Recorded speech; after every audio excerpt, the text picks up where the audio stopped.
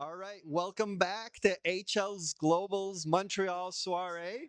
And I have the privilege, the pleasure of hosting Guthix here. Guthix, how you doing? Doing great. Happy to be here. Amazing. I know you've been part of the Hyperliquid ecosystem for some time, a true degen at heart.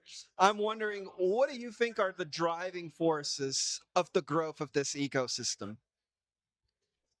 I think the growth story of Hyperliquid is pretty encouraging for builders. I'm not sure it's so encouraging to marketers.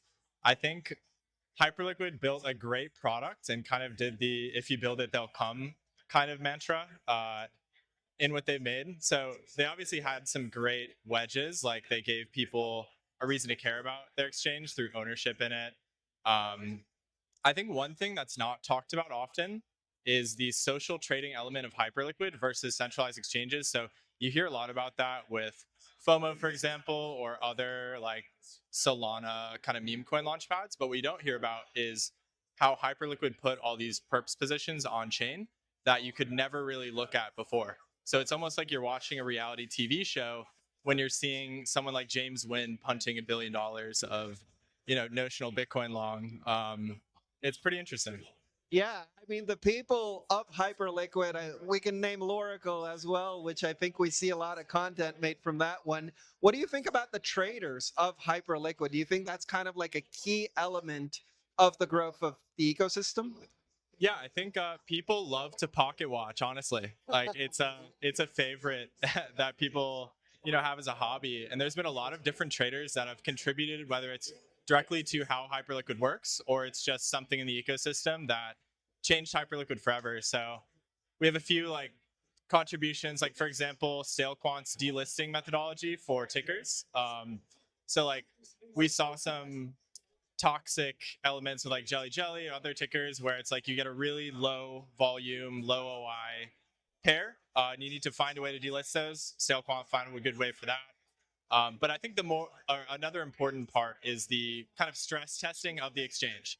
So Hyperliquid built something great, but you need people to use it and push it to its limits. So I think To the Moon and James Wynn are two excellent examples of that. So To the Moon was pre-TGE, was really the first meaningful multi-9-figure position on Hyperliquid at a time where people didn't think that something like that was really possible.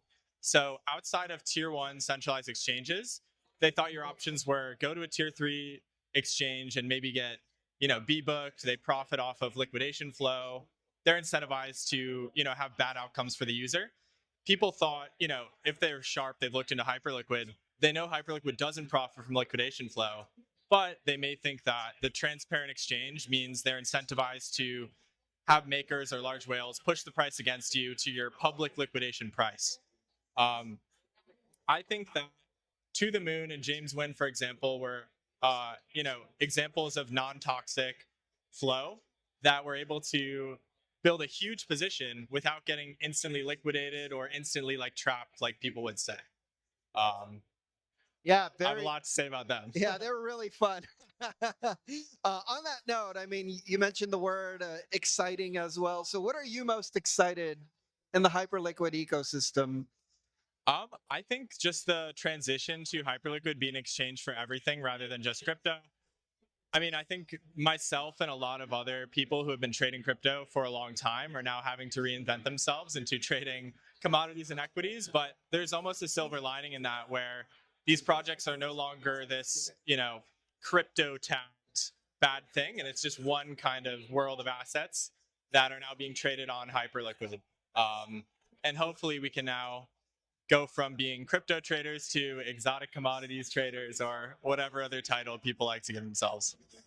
Exotic commodity traders is the next wave of degens. It's what you tell the in-laws. All right. Well, thank you so much, Guthix. On that note, I'm going to say Hyperliquid. Hyperliquid. Thanks.